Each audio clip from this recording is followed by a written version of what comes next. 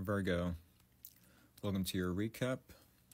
So tonight we did roll the 5 and the 2, meaning 2 being harmony, opposites attracting, maybe uniting, coming into union, reunion for some, something coming into balance, and the 2, or in the 5, being change, conflict, and instability. Maybe someone wants to come in to balance something that was once unfair, unbalanced, to reunite, to come into union, to create a change, and or to bring in some sort of conflict, and or create instability, and or create a change where there is some sort of instability.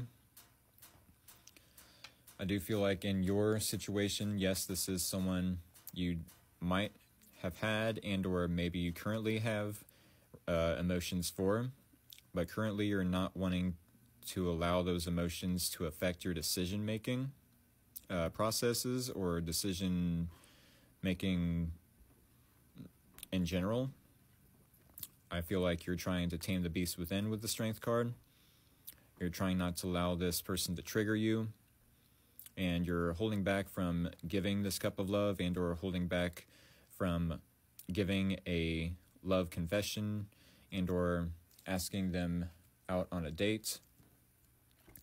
I do feel like, yeah, maybe there is a home that has gone upside down, a disconnect, maybe even. Maybe it feels challenging to pay the bills. Maybe it feels challenging to keep the responsibilities at play. You could even be people-pleasing as a Virgo, which we all know. The less we focus on our own happiness and try to people-please within the home, within work environments, it's when that backfires, because we're not focused in prioritizing our own happiness.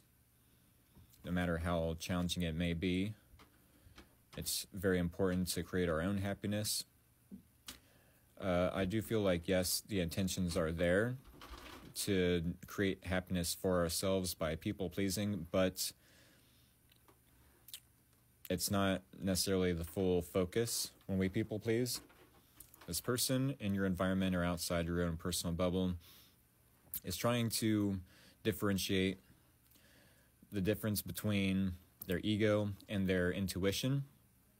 I do feel like once upon a time, this person was going against their intuition and people-pleasing others themselves. And now that they're trying to use their intuition, others could be in disagreements with them, disagreeing, arguing. There could be a lot of conflict in this person's environment while they are trying to use their intuition and view you in a different light. I do feel like, yes, you both are keeping an eye on each other, but for different reasons. This is the similarities or common ground between you both.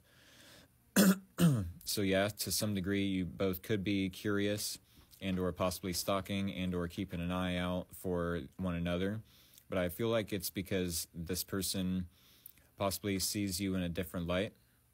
And now that you see them in a different light, their true colors, you're keeping an eye on them.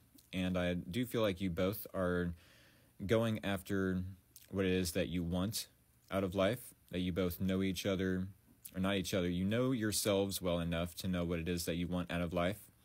It could be each other, it could be other people.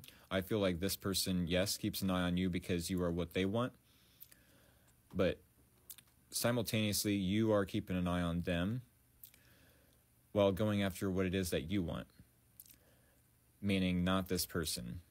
I do feel that. And I say that because if you both were to reconnect at this time, being in King of Wands energy, you both would be, to some degree, bumping heads. This would be a power struggle if both of you were in masculine energy. This is something I did forget to mention during the live stream, so I do hope that helps and or resonates.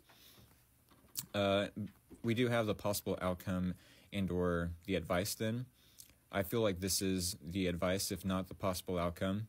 Advice being to prioritize your own happiness. Try your best not to ask or expect validation or compliments or reassurance from anyone. You yourself are in control of creating your own happiness. Yes, it can be as easy as turning on a switch. I'm happy. All because you are grateful for the things that are aligned for you, for your future, for your present. I do feel like, yes, you will get some sort of wish fulfillment currently, but only after rejecting anything that doesn't serve your highest good, not your ego, that doesn't serve your highest good. Rejecting anything or anyone that doesn't treat you fairly, and or rejecting anything that would be settling for less, let's say. Yes, reject anything that you feel like you would be settling for less. Alrighty, I do hope that helped, and I hope to see y'all in the next live video. If not, then I will definitely continue to do these recaps. Take care and have a good night.